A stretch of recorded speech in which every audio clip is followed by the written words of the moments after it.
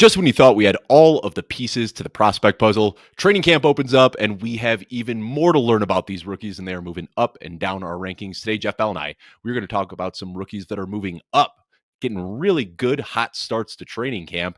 And Jeff, I feel like we've had this conversation a few times now, but how much are you willing to react to training camps? I mean, how do you decipher what's real and what's fake? I know these are like loaded questions, but I think it's a good conversation to start the show off with.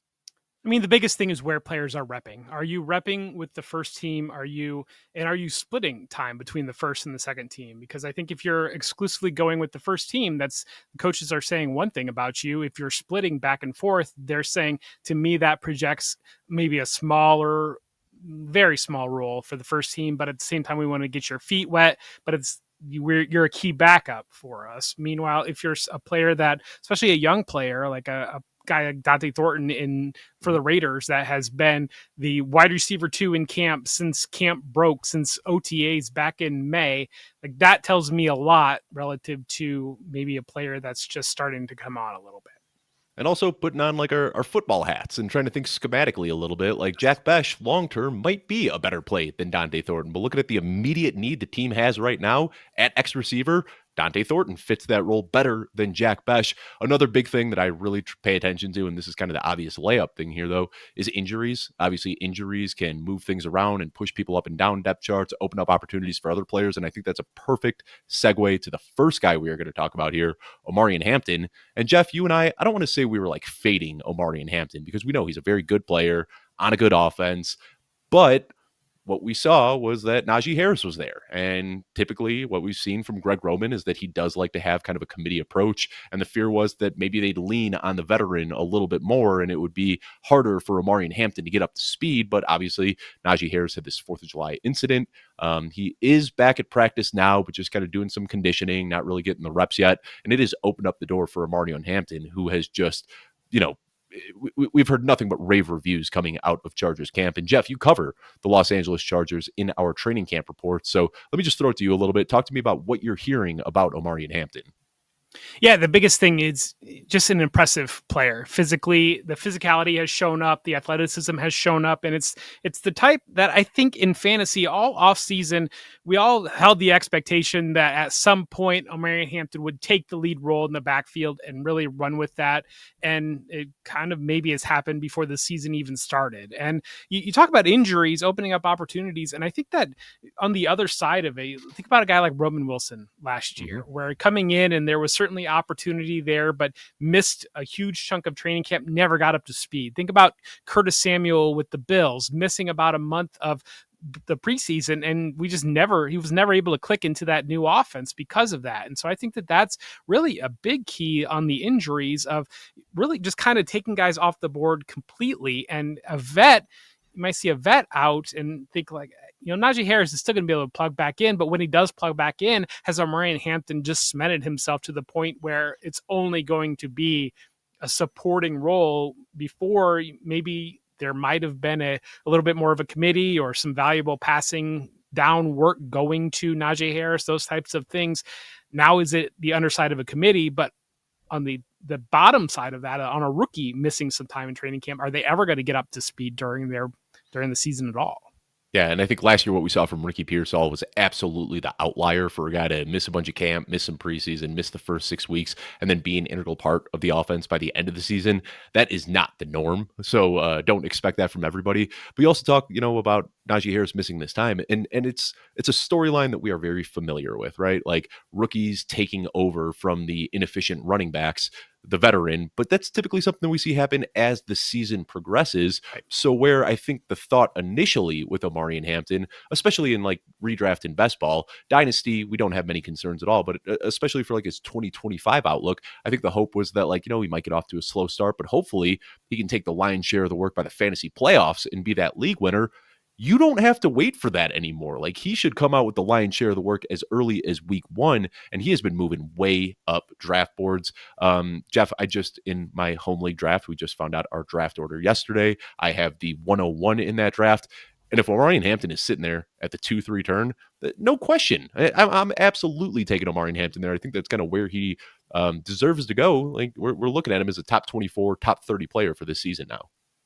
Yeah, and that's again, you're exactly right there, thinking that they're going to take over. And I think another key point to watch, talk about injuries in Chargers camp, we just saw Yeah, Roshan Slater go down right. today, losing the left tackle for the season, and they're going to be able to slide Joe Alt over the left tackle, and they're going to be probably fine at the left tackle, but that moving Joe Alt out of the right tackle, that is a huge loss for what projected to be one of the better offensive lines in the league. And we had talked about a previous episode about losing the center out of there. We saw the preseason first games, a couple of bad snaps from Trey Lance at quarterback, with Zion Johnson taking some snaps in the middle. And that's been a little bit of an issue in camp as well. And so when you lose your starting center from the previous season, you lose your all pro left tackle, highest paid offensive lineman in the league, Yep. and you're sliding that over. You're losing that strength at right tackle. You're losing that off the line a little bit. And you have Najee Harris out there. I mean, it's the type of thing where if Amari Hampton is running hot, you're not going to pull that. You're going to go with him, and he's going to run with the job. So obviously we're talking about Omari Hampton, a guy that you are well aware of if you're listening to the show, first round pick. What we're going to do, the way we kind of set up the show today, is we're going to talk about a bunch of players and just get progressively deeper with each player that we talk about. So bear with us here if you're bored right now. But before we talk about the next player, I do want to mention Football Guys Bowl. We just sent out the invites this week. If you're interested in signing up for the Football Guys Bowl, the plan, maybe not this year, but within the next few years, is to make it the biggest tournament in the fantasy football industry. It is free for all Football Guys subscribers. So you can go to footballguysbowl.com and you sign up. This is a huge tournament where you get broken up into pods of 12. You'll play against those people with a chance to move on to the playoffs. The player gets the winner of this trophy the winner of this tournament, gets a huge trophy. But on top of that, you also get invited to our Football Guys Staffer League. So last year, the last place player got kicked out of that league, and we moved up last year's Football Guy Bowl winner. So this is the second year that we're doing it. It's a ton of fun. Footballguysbowl.com. Be sure to sign up for that. Now, Jeff. Yeah, and if you, Yeah. I want to say too, if you're in the Columbus area, come to the Porch Growler in Worthington, Ohio on August 16th, 1 p.m. drafts. And well, you might not be able to draft at this point, but at the same time, you can definitely hang out. And if you come and you say you heard about it on the show here, I will buy you a beverage of your choice. So throwing that out to the listeners there. Love that. And I will say I coordinate the Scott Fishbowl live event in Denver. And even people that don't have spots show up just to hang out. And then we have no shows every single year as well, where we kind of have to put somebody in last minute. So even if you aren't in Football Guys Bowl, show up just for the hang. It's a good time. And maybe you will get lucky and get an opportunity to draft there. All right, let's go on to the next player here, Jeff. And again, another potential layup here, but Emeka Egbuka, my goodness. I mean, the way that it's looking right now, I wouldn't surprise if this guy is going off the board in best ball and redraft leagues as a top 40 player by the time draft season rolls around a couple of weeks from here. I mean, they are just gushing about him there. We get Baker Mayfield saying that he's an absolute stud. We have all of the coaches there talking about how this guy is unguardable. We see highlights hitting us on Twitter every single day. How high is the ceiling for Emeka Egbuka? Because I see this role that Chris Godwin had last year in this Tampa Bay offense playing out of the slot. Chris Godwin potentially missing the start of the season. If they put Emeka Egbuka in there, I don't think I'm overselling it when I say this guy could potentially be a top 5 receiver in his rookie season. Yeah, and we talk about injuries opening opportunity with Amari Hampton. I mean, injuries open up a massive opportunity for Emeka Egbuka. And, Jalen McMillan flashed a little bit as a rookie, but them turning around and using a first-round pick on Egbuka tells you exactly what they think about Jalen McMillan there as that potential third wide receiver. So while Jalen McMillan might step up with Chris Godwin out, it's going to be Emeka Egbuka that's going to get the high-value slot opportunity. And when Chris Godwin does return, how is he going to return? His injury might be more severe in terms of actually playing than Najee Harris's injury. And so if he's not able to get up to speed physically, Emeka Egbuka can claim that slot role and just run with it. And the likely outcome of that would be Chris Godwin being the outside receiver, not having the role that we saw last year that turned into such fantasy goodness for him, and Emeka Egbuka claiming that role. And I think that that's the biggest thing there, that Godwin's not been there at all. Whereas like Najee Harris was there in May when they had early OTAs and then was out at the start of this camp. This has been Emeka Egbuka from day one. And they have had months of planning and install with him in that role. They are going to have him up to speed, ready to go. And depending on what platform you're drafting on, you talk about rising ADPs. I think some of the maybe the best ball platforms are a little bit more aggressive, maybe a little bit sharper at this point in time. If you are, so I'm doing a draft right now on Sleeper, and I got him in the 10th round, and still in that because depending on what ADP on what platform you're using. But that being said, you should still be aggressive on him because it's going to be worthwhile. And like you said, if he's well past the 6th, 7th round, make sure to grab him because he's going to go off soon. So, talking rookie drafts here, and I know we haven't really discussed rookie rankings in a while. Of course, we are degenerates. We like to draft before the NFL draft. The leagues that we're in that don't draft before the NFL draft are typically starting that draft on Monday morning. I don't know where you have him slotted in, but I know there are some people that do like to wait until right before kickoff to do their rookie drafts. I've got him as my 7th player off the board right now. I do still prefer Colson Loveland and Tyler Warren, and we'll talk about those guys in a little bit here. But Emeka Egbuka, I've got him as my 7th player going off the board, but based on the buzz that we are hearing, I think if you want to take him as early as 4 or 5, move him up ahead of the tight ends and maybe even ahead of Amarian Hampton, I don't think I'd fault anybody for doing that. Jeff, is that kind of crazy to say that you can spend like your 4th or 5th overall rookie pick on Emeka Egbuka? No, I don't think that's crazy at all. And I think that if you did your draft right after the draft back in April or May, or even before the draft, well, we did see after the draft when he landed in that loaded Tampa Bay room, it seemed like his value did fall back a little bit. And we saw him falling. I saw him fall out of the first round in a draft or two, or fall to the very end of the first round. But you're right there. Definitely, there seemed to be a pretty solid tier of 6 players around that time. And I think he pushes that to 7 at the very minimum. Well, let's go on and move down. As I alluded to, we're going to talk about some tight ends here also. Colson Loveland right now, we have him in Dynasty as the overall tight end 5, and this is a guy that you and I have talked about a lot. I did have some concerns about his year 1 outlook initially because coming off the shoulder injury, he missed all of rookie minicamp, he missed all of OTAs, and also like I don't want to put too much into it, but like when I saw him at the draft, I was like, that dude is skinny. Like he needs to bulk up a little bit if he wants to play at an NFL level. Well, silly me didn't think about the fact that after shoulder surgery, he wasn't able to work out and there was some muscle atrophy there. But anybody who lifts knows that like if you lose muscle, it is really easy to put that muscle back on. And everything that I've heard out of Chicago from the Bears beat is just that this guy showed up to day 1 of training camp looking like a completely different player, had filled out, put on a ton of weight, had been working out really hard as he recovered from that shoulder injury. And now we're just hearing that he is just manhandling practices out there. I talked about it on the show that we did a few days ago, that big, long training camp episode, but I was blown away when somebody said they haven't seen a pass catcher dominate practices the way Colson Loveland has been since Brandon Marshall came to the team a few years back. I mean, that is just a wild comparison to hear for a rookie tight end. But this is a guy that's 6'6", probably over 250 pounds now that he's packed on a few extra pounds. And we've heard Ben Johnson raving about his ability, that he's a fantastic blocker, that he can play out of the slot, that he can play out wide. We're seeing him make contested catches. We're seeing him make plays after the catch. It does seem like Colson Loveland is on a fast track to being an impact player as a rookie and somebody who is going to be a focal point in this offense. And, again, I don't want to sound like I'm overselling it or getting too over my skis here, but it was just 2 years ago that we saw Sam Laporta, a 2nd-round tight end, step in as a rookie. There was no tape on him, and he was able to get these mismatches all over the formations, finished as the overall tight end 1 that year. Obviously, now we have Brock Bowers and Trey McBride, and George Kittle is just at his peak right now with very little target competition. So asking him to finish the overall tight end 1 is a lofty ask, of course, but his ceiling, my goodness, it just seems like it is so high in this Ben Johnson offense. Yeah, and I've been on the train for a little while talking about the proliferation of 2 tight end sets within the NFL. And I get some pushback in the fantasy community because people will say, well, there's never been somewhere that there's been 2 fantasy relevant tight ends, or there's no offense. The most last year was like 39% was the most of 2 tight end sets. That's me, by the way. I'm the one that says that.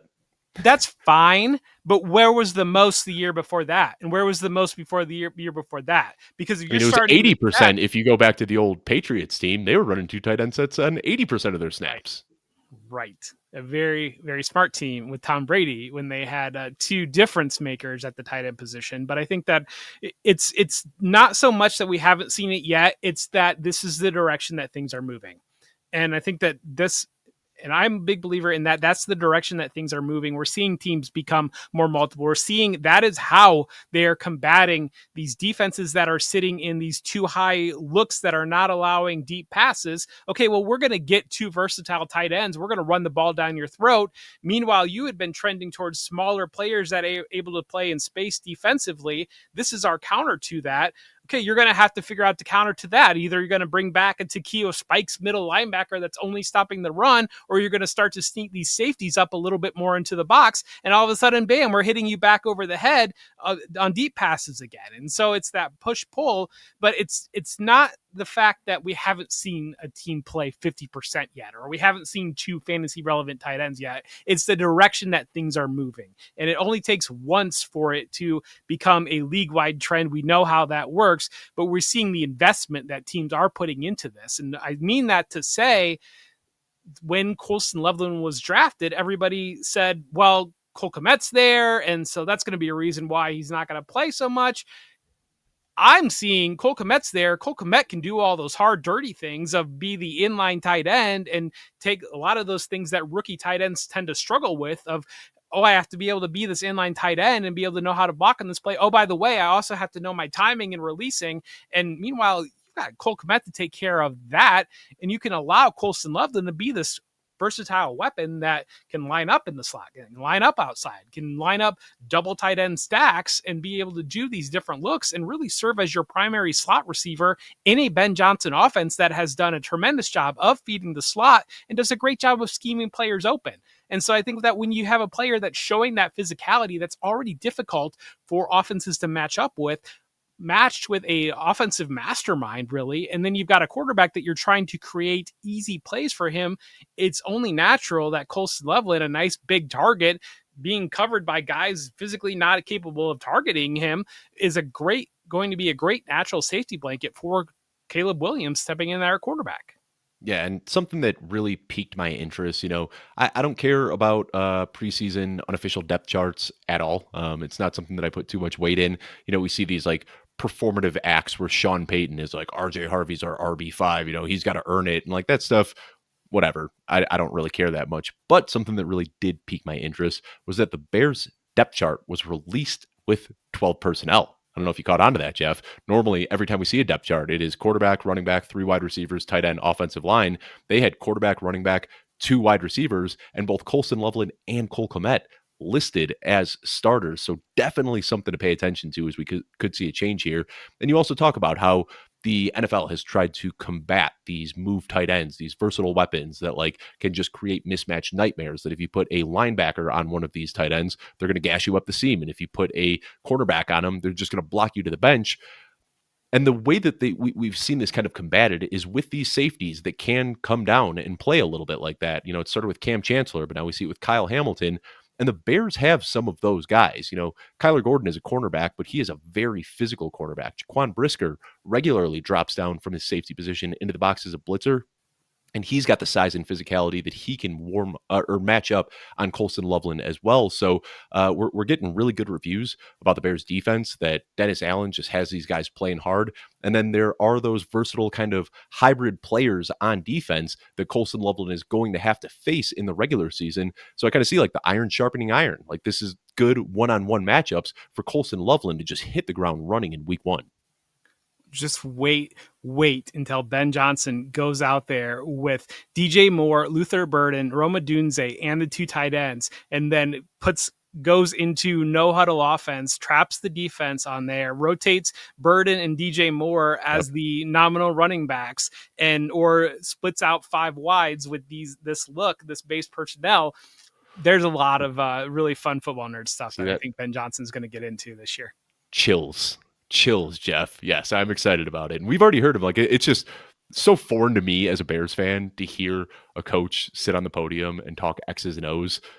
Very, very refreshing. I'm excited about Ben Johnson. We're going to talk about another tight end, though. Tyler Warren right now. We've got him at tight end 7 over in our Football Guys consensus rankings, Dynasty rankings, of course. And this is a guy that we are also looking at potentially making an immediate impact. We're recording this on Thursday night, so we already saw what happened with Anthony Richardson. He got blown up by an unabated rusher. We don't know the exact diagnosis yet, but pinky sticking out the side of his hand, itis is I believe what he was dealing with on his throwing hand. So he's probably going to miss some time. And what we saw is that when Daniel Jones stepped in, the offense looked a little bit better, started moving down the field. So we know that Daniel Jones, not a superstar by any means, but behind a good offensive line, with good weapons, he can at least get the ball to his playmakers. And what we're hearing about Tyler Warren is that similar to Colston Loveland, he is just a mismatched nightmare. They've been talking about his hands nonstop, and we've seen him with one-handed grabs. We've seen him fighting through contested catches with strong hands. I mean, this is what we expected Tyler Warren to be. But again, it doesn't seem like there's going to be this slow ramp up. First of all, he's already, 23, maybe 24 years old. He's an older guy, so he's already got the grown man strength. And again, we kind of expected this, but now that we're getting confirmation out of Indianapolis camp, it just sounds like Tyler Warren is going to be another immediate producer when he steps onto the field.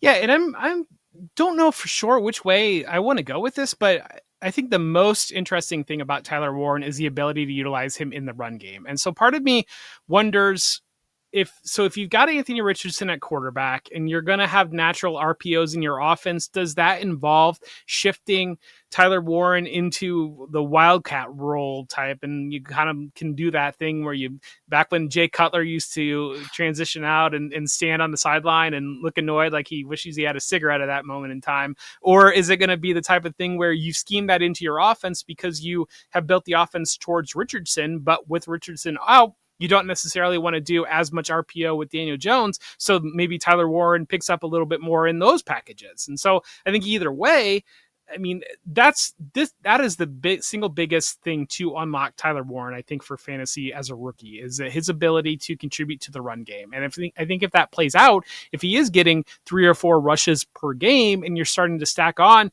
15 to 20 yards per game and an occasional touchdown, that's when you can have a back end tight end 1 pushes up into being tight end 5 territory.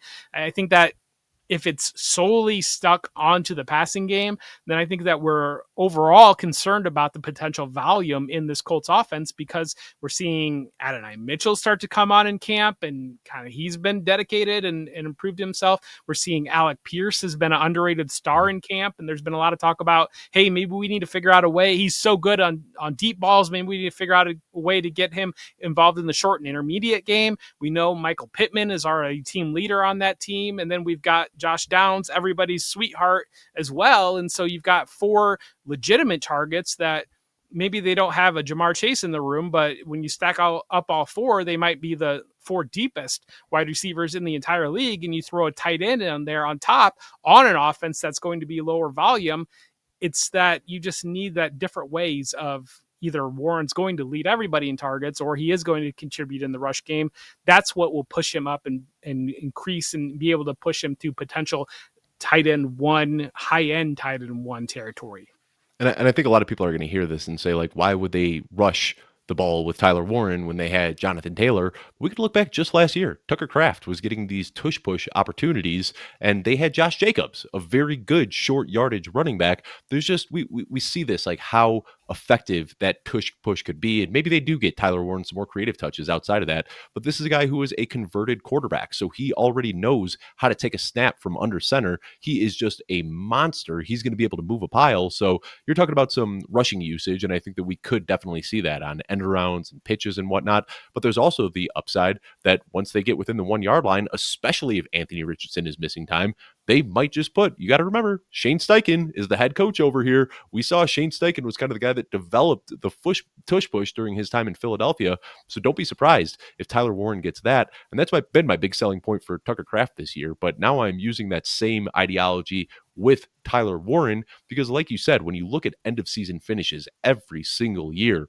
like the difference between a middling tight end 1 and a middling tight end 2 isn't really all that much. And if we can add, 100 yards rushing and 3 touchdowns, then that could be the difference, where even if he isn't this immediate playmaker and the passing game isn't great in Indianapolis, there still is an extra out for him to have a very productive season. One more tight end. And I promise we're not going to talk about all the tight ends, but Jeff and I, we do love our tight ends. And these are guys that we were on very early in the offseason and are very excited that they're having big camps. Mason Taylor right now, we've got him ranked as our tight end 13. But man, talking in Dynasty, of course, I kind of want to move him up there. He's a guy that I've moved up significantly in my redraft rankings. And this is just another one where we just cannot possibly ignore the drumbeat coming out of the New York Jets camp. And same thing we said about Colson Loveland and Tyler Warren. It is just contested catches, opportunities after the catch. And the big thing that Mason Taylor has that I think these other guys don't, we talked about the crowded wide receiver room in Chicago, the crowded wide receiver room in Indianapolis. Behind Garrett Wilson, there is nobody in New York, and Mason Taylor could very well be the number 2 option on the team. And that was something that you and I had kind of pontificated about in May when we were doing our big divisional breakdown series. But now we're starting to hear the beat writers in New York say the same thing, that he is just stepping up, looking great, and can be that secondary option. So we just saw Justin Fields support Cole Kmet with a tight end 1 season, while also supporting DJ Moore with a wide receiver 1 season. He really doesn't get through his progressions all that well. We're not going to see Justin Fields making it to his 3rd and 4th read often, which to me just signals a lot of targets going to Garrett Wilson and a lot of targets going to Mason Taylor. Yeah, it does. I do have one bit of concern, and that is he had a high ankle sprain, and they said that he's going to miss at least a week of practice. I mean, we led off the show talking about the value of this rep time right now for young players. And so I think that what we saw early in camp was that he had immediately taken to that and then was kind of running away with that job. If he's missing some of these reps here, I think that that's a little bit of a concern, especially if he's going to have any sort of a ramp up time. And so as we get, it's still, I told you like before the show, I can't believe that it's like we're still like a month away from the season, but we're only a month away from the season. I feel like I'm like in the middle kind of at this point, but we do still have some time before the season starts. That being said, that's a lot of valuable time for installs, for a lot of valuable time to gain those reps. And so we want Taylor to get back on there on the field quickly so that he does have that comfort level. But I think overall, when you talk about Justin Fields at quarterback, similar to when we talked about Caleb Williams at quarterback, you're going to want to scheme up quick opportunities. You're going to want to scheme guys open there. And I think Mason Taylor plays naturally into that. And I mean, you look at where this receivers core is going to land. I mean, it's Garrett Wilson. We know that. And then there's Mason Taylor lines up. Breece Hall probably will be second in targets on the team, or up there at least. It sounds like that 2-headed backfield that they're headed towards will kind of push him into more of a receiver role. And I think their lack of receivers pushes him into more of a receiver role. Outside of that, I mean, you just have guys that are good at blocking or guys that can't catch. And like, that's pretty much everybody else in the room. Yeah, and I think the ankle injuries, of course, concerning. Like you said, they're hoping that he's going to be out there next week. But what still kind of allows me to feel okay about this is that like we weren't getting this typical like, oh, he's got to beat out the veterans. Like Jeremy Ruckert is a decent tight end, and 1 week into camp, I mean, it wasn't even a talk about a tight end battle. It was that Mason Taylor had seized the role as tight end 1, and they were saying after just a few days that this guy was going to be the week 1 starter. So I think that he already has done enough that even when he returns from injury, there's not going to be this concern about like how he's going to fold back into the mix. I think that they're just going to focus on getting him as many reps as possible because it sounds like he's going to be a pretty integral part of this offense. Now let's keep moving down the list. Now we're starting to get a little bit deeper here. DJ Giddens, we've got him ranked as our RB62 in Football Guys Consensus Dynasty rankings. I got to be honest, Giddens was not a running back that I was crazy about in the draft process. Kind of an upright, one-cut runner. I didn't like a lot of the things that I was seeing from him. But what we're hearing out of Indianapolis, he is a very good complement to Jonathan Taylor. Where Jonathan Taylor can take the early downs, smash between the tackles, wear the defense down, and then Giddens can get out there, be that one-cut runner that can just take off and hit big plays. Unfortunately, this probably means Khalil Herbert isn't doing much of anything, which, I was hoping that he'd be the RB2 in this offense, but it does sound like DJ Giddens is pulling well ahead of Khalil Herbert. So, I don't want to be overreactive, but when we're this early in camp, just 2 weeks into camp, and a rookie's already getting the amount of buzz that DJ Giddens is, he's a guy that I've moved up quite a few spots in my rankings, a guy that I was just passing over without even thinking twice. Now I'm starting to sprinkle him in some best ball and redraft leagues and kind of kicking myself for not drafting him in my rookie drafts a few months back. Yeah, and I don't think it's necessarily a clean takeover should Jonathan Taylor miss time because, but part of the reason Yeah. why that's the case is because he's a complementary player to Jonathan Taylor, whereas Khalil Herbert very much in a similar role as Jonathan Taylor. So it doesn't really make sense that Khalil Herbert would be the complement because Giddens is lighter, quicker, maybe a little bit better in the passing game. And so if you wanted to spell Jonathan Taylor, you would want to go the complete other side. You wouldn't want to just bring in a much worse Jonathan Taylor. You would Right. go to the other guy that is can catch the ball and is fast. And so I think that that plays into it. And should Taylor miss some time, you'd probably see a situation where assuming DJ Giddens is getting some reps in regular time with Jonathan Taylor during the season as the complement, I would expect Khalil Herbert to step in and maybe even lead the team in actual carries. But in terms of touches, it could still be Giddens, whereas Giddens' like passing game could grow in that type of situation. But I think as a natural complement of what you're looking to complement Jonathan Taylor with, that's what DJ Giddens really is. And it's good to see him that clicking and good to see him claiming that. And I think that having Mike Goodson there as well, that's not a player that's going to be pushing for time, but at the same time, he's a competent backup that allows you to structure in a little bit more of a pass catching type of a role because should DJ Giddens miss time and then you can kind of sprinkle in maybe a little bit of Goodson, whereas not having being able to build in that direction, having kind of this one-off piece, should he be out of there, especially a young player like that, it's like, well, we want to get him some touches, but we don't really want to make this a key role. It allows for that opportunity for him to grow and continue in that role. Yeah, and I look, it was a very different coaching staff at the time. They've kind of completely turned over, but Jonathan Taylor's first 2 years in the league, where one of those was an overall RB1 finish, he was by all intents and purposes a workhorse running back. Nyheim Hines still pulled 133 targets over those 2 years. The year that Jonathan Taylor was the overall RB1 and rushed for over 1,800 yards and became, the dynasty RB1 in the blink of an eye, in that season, 57 targets for Nyheim Hines. So that has always been one of his shortcomings. And I think that even if he is the workhorse, for lack of a better word, in this offense, we could still see a healthy dose of passing down usage and change of pace usage going to DJ Giddens. So, like I said, kind of kicking myself for being down on him a little bit earlier in the process, but sounds like he's carved out a role for himself in Indianapolis. Now, a guy that I did not fade early in the process, and a guy that's on just about every single one of my dynasty rosters, is Taj Brooks. And he has also been making a name for himself in camp. And I look at Taj Brooks, and it's so similar to Chase Brown. They drafted this guy who was just had so much wear and tear on his body from his college career. I mean, just so many touches. Taj Brooks and Omarion Hampton are the only guys that have 1,500 rushing yards in each of the last 2 seasons. He was just a workhorse in college, just like Chase Brown was at Illinois. They drafted him on day 3, and it sounds like he's just immediately carving out a role for himself. Now, I don't think he's carving out a role for himself that's going to negatively impact Chase Brown by any means, but we did see last year, they started off the year with pretty much a 50-50 split between Zach Moss and Chase Brown. As Chase Brown started to show that he was the clearly superb talent of the two, those sliders started to move a little bit, and we saw Zach Moss started to get pushed out a little bit. Chase Brown was getting about 60% of the touches. And then, of course, Zach Moss went down with an injury, and it was just, 96% opportunity share for the rest of the league. I don't think that Taj Brooks is going to step in and do what Zach Moss did last year and get a 50% opportunity share.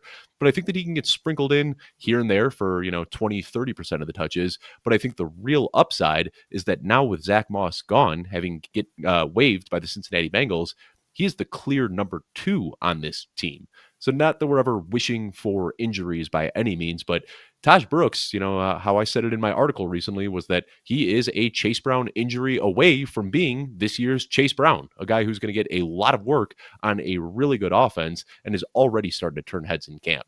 Jeff, do you have any major takeaways from Taj Brooks so far in Bengals camp?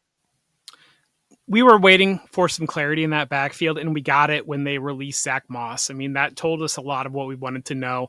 I don't think that Samaje Perine holds any level of fantasy relevance. But that being said, I think that Samaje Perine holds a lot of value to Joe Burrow in terms of being a pass protector, potentially being that third down type of a back. And I think that there's a lot of trust with Joe Burrow and Samaje Perine. So I think that is the one area that maybe but maybe Taj Brooks' growth allows. You're kind of, I think, maybe waiting for Chase Brown to grow in the passing game. And as Chase Brown grows in the passing game and becomes more valuable in that element, that's where you can start to sprinkle Taj Brooks in a little bit, maybe on early downs, maybe potentially on the goal line, those types of things. And I do think that Taj Brooks is a well-rounded player. It's just that getting up to speed at NFL level in the passing game relative to having a player that I do think that there is trust with Joe Burrow and Samaje Perine. So I think that that's an impediment.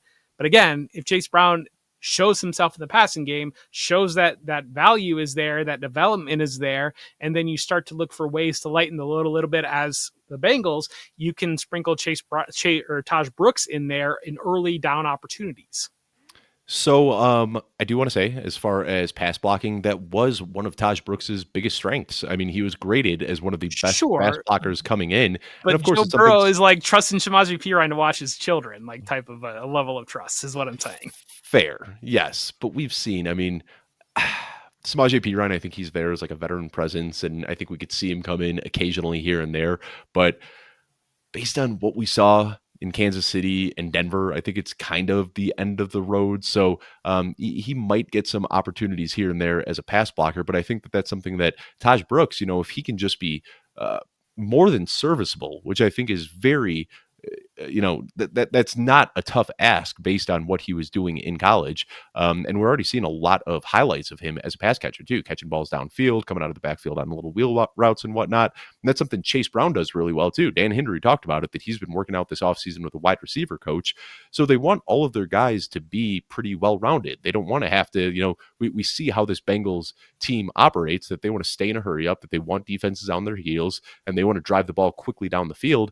I think that Taj Brooks is well-rounded enough as both a rusher, a pass blocker, and a receiver that they can put him in for an entire drive and work it from, back on their own 20 all the way down the field without having to make a substitution. Am I maybe getting a little over my skis here with my Taj Brooks love? I don't think you're over your skis because I think that you're on the right path. That should Chase Brown miss time, Taj Brooks becomes one of the more valuable, I think, especially later round rookies that you can plug in there. I mean, if you're basically, I'm of the belief that if you think that Samaje Perine is completely washed and you don't trust him in passing down situations or to be that protector, then why is he going to even be on the roster? And if he doesn't make the roster, that says one thing. If he does make the roster, that says something else in my mind. And he's really there for one reason if he does make the team, and that is, should Chase Brown have to miss time, he gives you a guy that maybe Joe Burrow trusts in those types of situations. That being said, I still think that the volume can certainly still be there for Taj Brooks in much the same way that Chase Brown, Zach Moss. It's just that it would be a lot more Taj Brooks than there was Chase Brown with Zach Moss last year.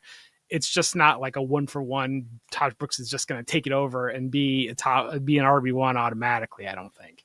Yeah, and I think the big difference too is Chase Brown. Like, the reason we like Chase Brown so much going into last year is because in the little taste that we saw in the 2023 season, we saw this unbelievable breakaway speed, and we saw these big plays. And Taj Brooks, for all the things that he does well, he doesn't have the breakaway speed. So like those 80-yard Chase Brown touchdowns might be him getting wrestled down 18 yards downfield. So I think that's the difference too, is like the Chase Brown ceiling is that he is the overall number one scoring running back in fantasy football this year. If Taj Brooks come in, we can see some really nice volume there. We can see scoring opportunities. We can see targets, but there's going to be a little bit of meat left on the bone relative to Chase Brown. Let's keep working our way down a little bit, and look at that. Another Bear, and it's not Luther Burden. I mean, we could have talked about all the Bears rookies because it sounds like they are all impressing in camp. Kyle Monangai, though, we're getting kind of mixed reports. It seems like we just started to finally hear a little bit about Roschon Johnson after just silence this entire offseason, that he was coming in on some goal line work. But we're also hearing that Kyle Monangai is getting the majority of the reps with the ones, that he's doing a lot more versatile things than people expected. I think the hope with Kyle Monangai a couple of months ago was like, maybe he can be the Jamal Williams that punches in 15 touchdowns. But now we're hearing that he is impressing as a pass catcher, and that he's running hard between the tackles, and that he's got some speed that Roschon Johnson doesn't. So I still think this is a very mercurial backfield. I don't know exactly how it's going to shake out. The way I have been ranking it for a while now is DeAndre Swift, huge gap. Kyle Monangai and then Roshan Johnson a little bit behind him. But as we're getting deeper into camp and finding out new information, I find myself moving Kyle Monangai up a little bit higher and Roshan Johnson down a little bit lower. Hopefully we can get some more clarity here over these next few weeks. But Kyle Monangai is a guy that, a 7th-round pick when undrafted in a lot of rookie leagues. If you're in a deep dynasty league, of course, he's not going to be on waiver wires. But if you're in one of those shallower leagues that doesn't have super deep benches, or maybe an 8 or a 10 team league, it doesn't hurt to check your waivers and see if Kyle Monangai is out there, because this is another guy that year one could make an immediate impact. Yeah, and I need to give a hat tip here to our colleague Matt Waldman, and then also Brandon Angelo as well. I was just listening to their show before coming on here, and I love their breakdown of this Bears backfield, because they're basically talking about the Bears want to see when the bullets are flying with Monangai what they really have, and if it's not all the way to where they believe it is, they can't yank Roshan Johnson completely out of the rotation right now, because if Monangai's not ready to be like that goal line backer, he's not ready to be in this situation, then they can't have Roshan Johnson be checked out, unhappy, not involved, and then Monangai's not up to speed, and then you're kind of stuck there because it's not going to be DeAndre Swift handling the entire load and around the goal line. So it's like they're saying that they think the way that the Bears are keeping Roshan engaged is basically like, we'll let you score the touchdown, Roshan. Like, come on, like, have a good basically time. All he did last year. Yes, like the type of thing, like you can be the goal line back, Roshan. Make sure you're in. Meanwhile, they're waiting to see, like, well, maybe Kyle Monangai could be the goal line back, and like Kyle Monangai, I do think that I don't know that many teams really want to have a 3-headed backfield. I think that maybe the Bills, when they want to antagonize James Cook, want to have a 3-headed backfield, but I think most teams would prefer to be a little bit more streamlined in their backfield. And I think that Kyle Monangai, it's not going to be Roshan Johnson pushing Kyle Monangai out. It's going to be Kyle Monangai is going to have every opportunity, and it's going to be him not able to deliver that creates the opportunity for Roshan Johnson. I think if Kyle Monangai does deliver, his role is only going to grow as the season continues. And this could be the type of thing where I don't know that it'd necessarily be shocking if we get to week 17 and Kyle Monangai is leading the team in rushes and DeAndre Swift is a little bit behind there and Roshan Johnson's not really much of anywhere to be found. Yeah. I've got a little fun fact for you here, Jeff. First goal line touch of the year for DeAndre Swift. What do you think he did with that opportunity? It was second, or I'm sorry, it was 4th and 1 from the 1-yard line. What do you think he did with that touch? Lost 4 yards. Lost 12 yards. So DeAndre Swift, it's funny. I just did a show earlier today with Chev. I'm not sure if you're familiar with him. A really good follow and a really nice guy. Yeah. Really fun show. Yep. And we talked Bears a lot and talked about DeAndre Swift. And it goes against everything that I want to believe in, because there are so many things about DeAndre Swift that drive me absolutely nuts. Like, he doesn't finish runs. He shies away from contact. He bounces runs outside. There's so many things that drive me crazy. But then this is one of those where you kind of have to take off the football hat and look at the numbers. He's been a top 24 running back every year that he has been in the league on a per game basis. When you look at what he did in Ben Johnson's offense before he sprained his ankle, he was the number 2 scoring running back behind only Nick Chubb that year. So there's a lot to like about DeAndre Swift in fantasy football, but his struggles as a real life football player are very, very obvious. And that is in short yardage situations, that is near the goal line. So if this is going to be a better Bears offense that starts scoring more often and is going to have a better offensive line, I mean, they paid a lot of money and traded away some draft picks to beef up that interior offensive line. So if we're of the belief that this team is going to be like the Detroit Lions 2.0, I think Kyle Monangai could actually be that guy who could jump ahead of Roshan Johnson. So another guy that's been moving up my rankings. I was pretty high on him earlier in the offseason, but looking at him now as early as like round 15 and 16 in best ball drafts. And like I said, in Dynasty, he might be out on waivers in some leagues still. Yeah, and I think I've talked before about guys they're so underrated that they become overrated, because it's like the buzzing of the underrated guy, and now it works the other way too. And I think that DeAndre Swift is the type of player where he was so overrated in his career that he became underrated, that it's like everybody was waiting for this massive takeoff and DeAndre Swift to be this uber elite running back, and he was just never really quite that guy. That it flips to the other side, that people just think he's terrible, and it's like, well, he's not terrible. He's still very productive, and he's a good NFL running back. It's just that he's not the elite guy that you really wanted him to be coming out of Georgia and early. And I mean, I know I'm trying to Dynasty think, and what was Dynasty that that he was draft rookie. class? It was Jonathan Taylor and J.K. Dobbins. Like, it was a Yeah. pretty loaded, or Javonte It was that Williams, I Clyde believe. Edwards-Helaire was the first back, I think, in that class. But That's right. yeah, And it he was was in this that class. loaded running back class. And I think that is another reason that people have soured on DeAndre Swift so much, is because there were a lot of good running backs that emerged from that. And DeAndre Swift, a lot of people had him as the overall RB1 in that class, ahead of He did. Jonathan Taylor and ahead of Clyde Edwards-Helaire. And you know how it is, like the opportunity cost and the expectations, as you talk about all the Yep. time. Expectations were so high that even though he's been serviceable his entire career, he's never really had that top 5 season that we were hoping for. So, I think we've done enough Curse of of a tangent expectations. there. Curse of expectations, absolutely. When you talk about, a guy getting so underrated that he becomes overrated, and guys getting so underrated or overrated that they become underrated, I think that's a good segue to Ja'Cory Krosky-Merritt, a guy that you have been talking about since February. Big fan of the talent.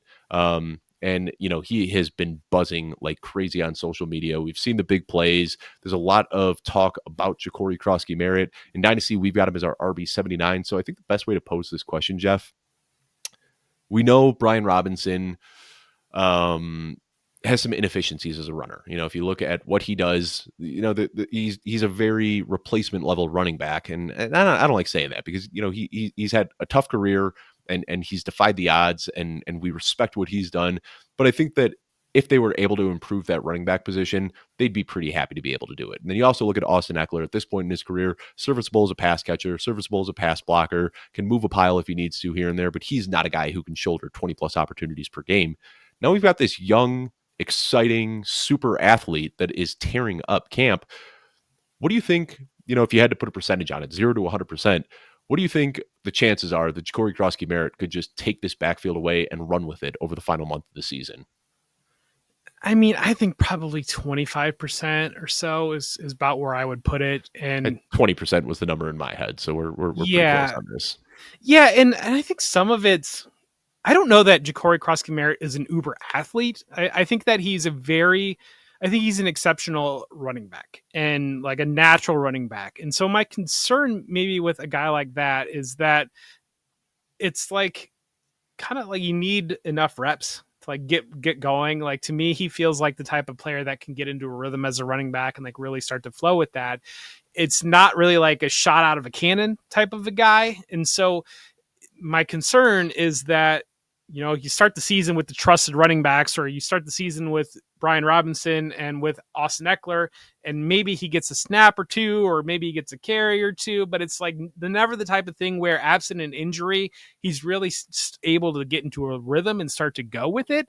And so like it doesn't really ever take off is kind of my biggest concern with Ja'Cory Krosky-Merritt. I think that being said, certainly the potential is there that Austin Eckler, we bless him for everything he does for the fantasy football community. And I'm tread lightly, but I think he's played his best football at this point. And I don't think then there's anything wrong with saying that. Yeah. Yeah. And then Brian Robinson, I don't know if he has his best football. And so like there is the potential that Krosky-Merritt, and especially a team that has playoff aspirations and says like, this kid gives us something different than these other two guys do. We need this into our offense. I think you could also see the scenario where Jaden Daniels is just so good that maybe like the lack of what you're getting from running back just kind of gets painted over a little bit, and you're able to kind of get by with what you have. And so there's never that. I think that when there's that something is failing, there's a lot more impetus to figure out a different solution. Whereas like if you're still succeeding, even if there's like a squeaky wheel, you're like, well, we're still succeeding. We can allow the squeaky wheel to go a little bit. So I do think that that's potential there. And I think that maybe is the drawback on that, but I definitely think there is a scenario where he is the most explosive back there. He's the most well-rounded back, and he just takes the job and goes with it. And Brian Robinson too. I mean, I might have been a little bit too harsh when I was saying, inefficient, whatever, replacement level running back. He dealt with 3 injuries last year, all on the same leg. And shout out to our friends over at Draft Sharks. They do a great job of compiling injury history. And I'm looking at this right now. September 29th, 2024, had a knee strain and missed a game. Or I'm sorry, well, that was just a preseason game. So, but injured in the preseason before, or no, that would have been in preseason. I'm sorry. They don't have exact data on this one, but September 29th, very early in the season. October 30th, hamstring pull on the same leg and missed 2 weeks. And then November 24th had a ankle sprain that he also missed a game from. So, I mean, he was just battling injuries all of last year. And I do have to, put respect where respect is due. In 2023, he had another injury late in the season in week 13, but leading up to that game, if you remember, he was a top 10 running back. And a lot of that wasn't, him being an absolute world beater. A lot of that was just volume kind of propping up the production, but they have leaned on him in the past. So Corey Krosky-Merritt, definitely a guy who went undrafted, I'd say, in like 80% of Dynasty rookie drafts that were happening this spring. And at least now there's some life there. He's a guy that should not be on waivers at this point, just to kind of see how this situation plays out. All right, we got 3 wide receivers that we're going to talk about to close out this show here, Jeff. Dante Thornton, who, funny enough, we kind of talked about at the intro of the show here. And, it's the same thing we've been talking about for a while. We got this buzz during rookie mini camps that he was looking really good. And then OTAs opened up and we got word that he was profiling as the X receiver and that Jack Besh was running with the 2s as Jacoby Meyer was playing out of the slot with the 1s. And we have heard that Jack Besh is starting to mix in a little bit with the 1s now. But Dante Thornton, this is just such a consistent drumbeat that we've been hearing since May now that you just can't possibly ignore it. I think the downside here is that he's kind of a Michael Wilson type player that is on the field for 100% of the snaps, but just not really getting the opportunities. He falls into the end zone and you get a decent week from him. I think that's kind of the downside. But the upside is that he just kind of takes over and is this big play threat and can see 80 to 100 targets in this offense where Geno Smith can throw for 4,000 plus yards. So, huge, vast range of outcomes. And that's always the case for a day 3 wide receiver, but another guy that absolutely should not be on waiver wires in any league at this point. Yeah, as an original Michael Wilson flag planter, I think the one thing that Dante Thornton gives you that Michael Wilson doesn't give you is the ability that literally any touch is a touchdown.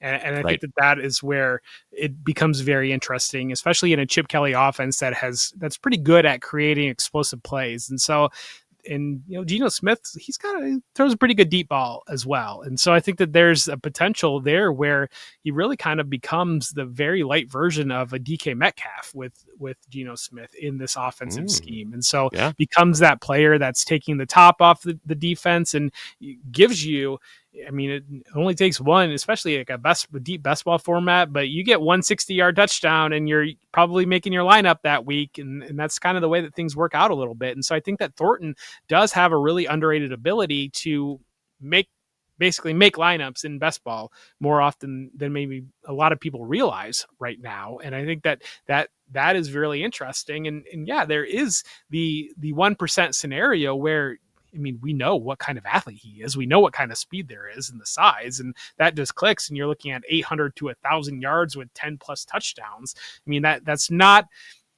absolutely insane for a player that is going to be on the field all the time, apparently in 2 wide receiver sets. And so not coming off the field in 3 wide receiver sets. And so that's where, I mean, if you got a guy that's on the field all the time and he's able to score a touchdown every time he touches the ball, he's probably going to score some touchdowns. Jeff, would you believe me if I told you that Dante Thornton was bigger and faster than DK Metcalf?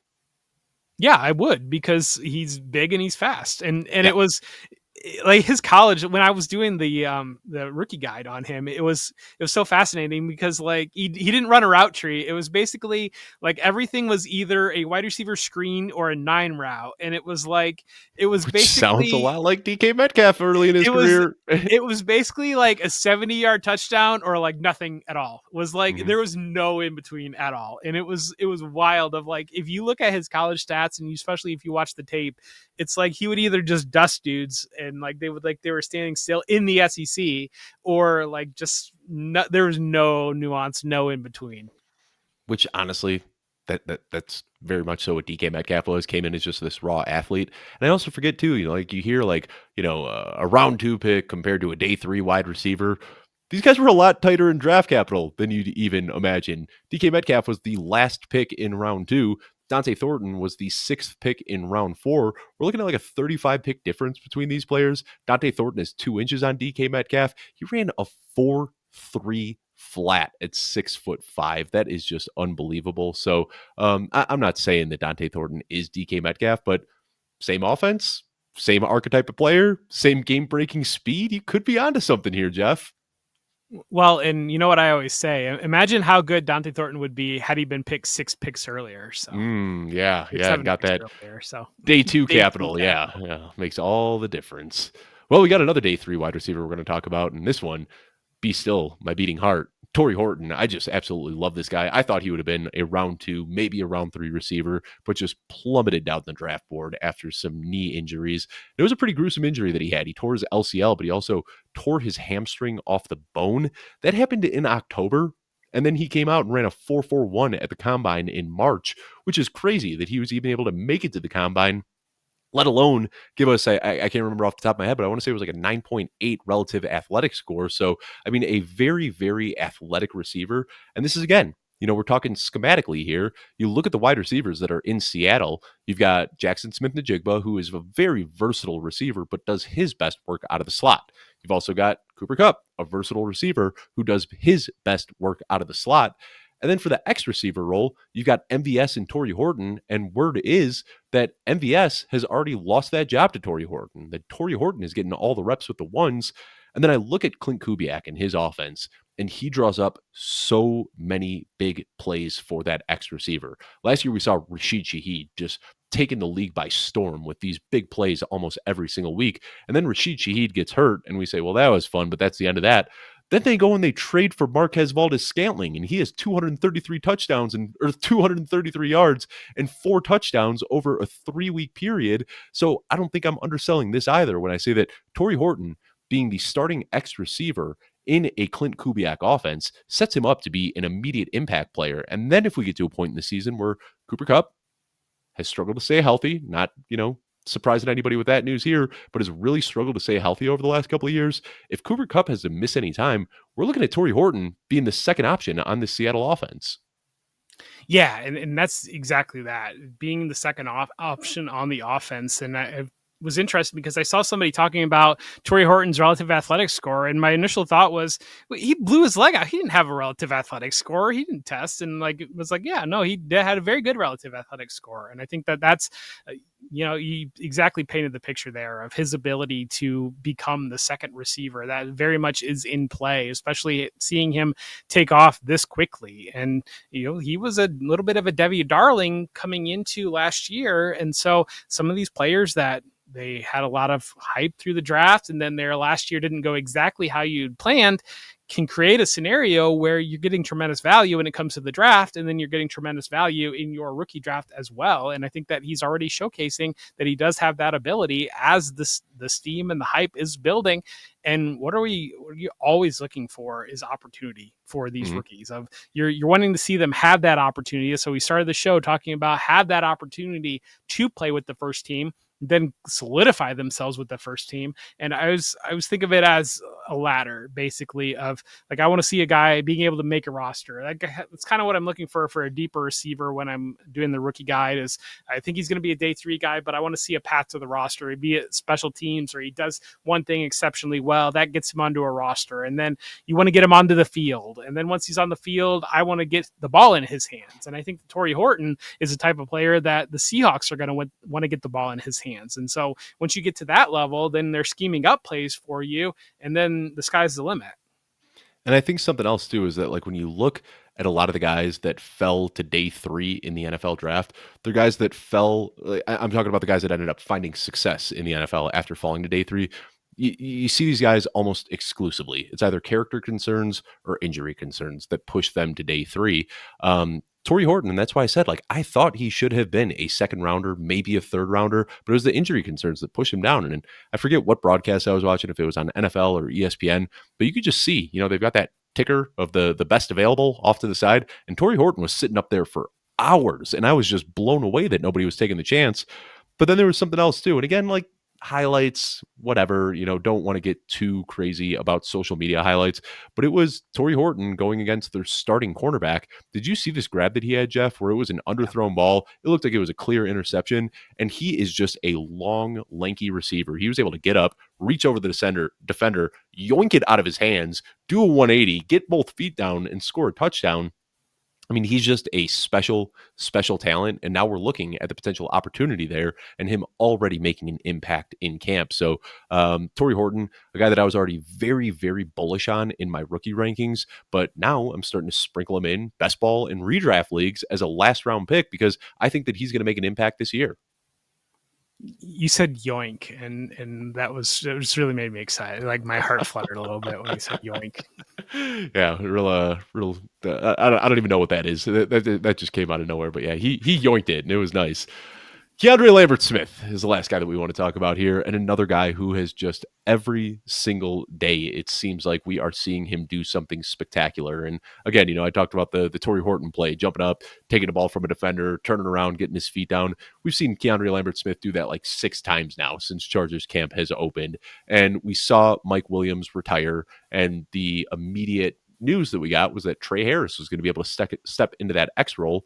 And while I think that he probably still can, Keandre Lambert-Smith is the guy that is willing to just sacrifice his body deep downfield the way that Mike Williams used to. I don't know if that's exactly what they're looking for on this team, but when I watch him play, I see so many similarities to a prime Mike Williams. Yeah, and this just got really complicated because they just signed Yes. Keenan Allen, so they put Keenan Allen into there, and I think that our dynasty brain natural reaction is, well, we're already out on Quentin Johnston, he's terrible, and they added Keenan Allen, so like the exciting rookies are going to play with Keenan Allen.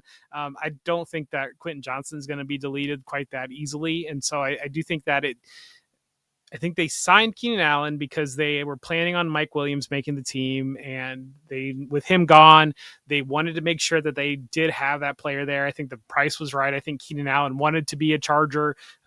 Tweeted today, I tagged our friends at Pro Football Reference and showed their stuff off. But Keenan Allen is 51 receptions away from becoming the Chargers' all-time leading receiver in receptions and catching Antonio Gates in that category. So, I mean, that Keenan Allen is allowed to cap his career as a Charger. I think the Chargers feel good about making the playoffs. And so I think that does muddy the waters probably for these rookies a little bit. And the Keandre Lambert-Smith drumbeat is very real. Like, this is not just a preseason, we're excited, we're just hoping for something here. Like, this guy is legitimately doing things that are making people say, wow, like in situations. If you watch the Hall of Fame game, the way he beat the defensive back right off the line immediately is the type of thing he's doing, or these deep plays that he's coming down with.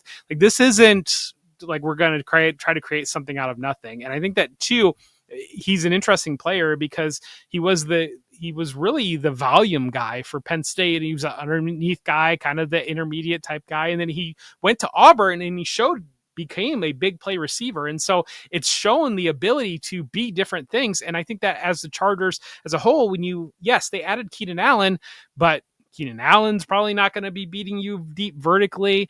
I mean, Quentin Johnston, we know the struggles tracking the ball. We haven't seen Trey Harris do it in a game yet. And Ladd McConkey, I think, can do that. But it kind of, if you're having him do that, then you're losing a little bit of value of the slot. You kind of have to play that. That's where Lambert-Smith definitely has the opportunity, like you were alluding to step in and be that vertical threat within the offense. And so I think that that's very much a play for him. Yeah, and I think the tough thing here is just like you said, like the depth. And we kind of talked about this jokingly on our show a couple nights ago, where it's like, well, if Ladd McConkey is uncoverable and Quentin Johnston is looking good and Trey Harris is looking good and Darius Davis and Jalen Reagor and Keandre Lambert-Smith are all looking good, but then the team goes out and signs Keenan Allen, are the cornerbacks just terrible? Like, what is happening in this Chargers team? So I think, the downside with Keandre Lambert-Smith is so obvious that he could, potentially end up being the wide receiver 7 on this team.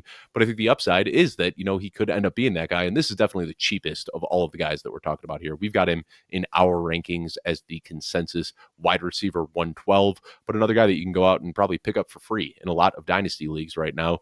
I think he probably needs an injury to become a full-time player, like an injury ahead of him, I'm saying. But, if he can just continue to stack off of what he's doing in this preseason camp right now, put some good stuff on tape in year one, Keenan Allen's not going to be there forever. This might be more of a long-term play, but he is a very talented receiver, has a lot of the athleticism and the size that we want to see, and we just simply can't ignore what we're hearing out of Chargers camp. Yeah, there's a weird narrative that Justin Herbert's not very good, and I don't really understand that because Justin Herbert is exceptional, and I think that what you're seeing, it's easy to say, well, now there's an overabundance of talent, but I think that what happened was is kind of these narratives weave together because we saw that difficult playoff game with Justin Herbert where multiple interceptions. But I think what the Chargers and what a lot of educated football minds saw was that they just didn't have the weapons last year for Justin Herbert. And so they got into a situation where they didn't really have the weapons. You're relying on a rookie lad McConkey. And then what else did you have at that point? And Quentin Johnson was making some splash plays, but they were really struggling with some of the depth there. Josh Palmer didn't come through the way they expected it to. And so I think that they're basically going into overkill with adding Keenan Allen and having quantity approach for Trey sure. Harris, and they're basically saying we're going to make sure that this guy's got weapons because we believe in him that much. Completely agree there, and I'm excited to see how the Chargers look this year. I mean, that Rashawn Slater injury is just a brutal, brutal blow, but still have a lot of really good pieces there. Excited to see how that plays out. Well, Jeff, I was hoping that we'd be able to keep this one under an hour today, but you and I just have too much fun talking ball sometimes. So here we are. I want to thank everybody who took the time to tune in today. We'll be back next week with something else. I don't know what the topic's going to be, but as always, stay subscribed on the YouTube channel. Stay subscribed on the audio feed. We are going to keep. I probably should have plugged this more often than I did. I mentioned it a couple of times, but if you're watching the show on YouTube, Jeff Bell and I are getting joined by Dan Hendry once a week for the next 3 weeks. We just did an episode last week, and we've got 3 more coming up here that are just beasts of podcasts. I mean, what was this one? 2 hours and 22 minutes, I believe. But we cover every single news story from every single team. And we put some dynasty, some redraft, some best ball spins on it. We look at our projections. We look at our rankings. We talk through everything happening in training camp. So, Jeff, I got to be honest, man. Like when we said we were going to do that, I said, I don't know if people are going to have interest in that. We've gotten more good feedback on that than anything we've done so far this offseason. And it is a labor of love, staying up, burning the midnight oil late on Tuesday night, getting that recorded, but really happy with how it turned out and really happy with the feedback that we've received on it so far. Yeah, it was a lot of fun. I mean, Dan is one of the absolute sharpest minds, just football minds in general. And we are so blessed to have him at Football Guys. And anytime that we can be joined by him, it's fantastic. And so, yeah, make sure to check that out. We cover everything that under the sun that you could think about with these teams on. And again, it's all fed off of the hard work that goes into the entire team at Football Guys, into what I believe is one of the very best pieces of content that we do produce as a team, those training camp reports, and the way that we are able to either condense those down into single bullet points for all the relevant players on a team or entire paragraphs for every position group in the defense as well. If you're an IDP player, we talk about the defense in all these blurbs too. And so I do think that that is the most valuable piece of content that comes out in the fantasy space at this time of year, because we do go the quality control that is involved in it, the depth that is involved in it. I mean, this is not, we push very hard behind the scenes of, leave your takes at the door, leave your flag plants at the door. We are not making that type of content in this. We are being objective. We are talking about, I do think that one thing that a struggle that I see is what we think a team should do relative to what the team is actually doing. And what we think a team should do is a great topic of conversation in May. It's not going to win you very many leagues in August. We really push behind the scenes to make sure that we are talking about what the team actually is doing. So I think that that is a really key distinction when it comes to that content. And I'm glad you brought that up because, we are doing the podcast, which takes us a few hours to record. But what you're not seeing is how that sausage is made. The show sheet that we're using for that podcast, literally hundreds of hours of combined work from our staffers to gather and delve into all that stuff and put it all together for us to talk about. So, please check it out. If you got, even an hour and a half to spare at 2 times speed, you can do it and maybe retain some information. But I want to thank y'all so much for tuning in, and we will see you next week.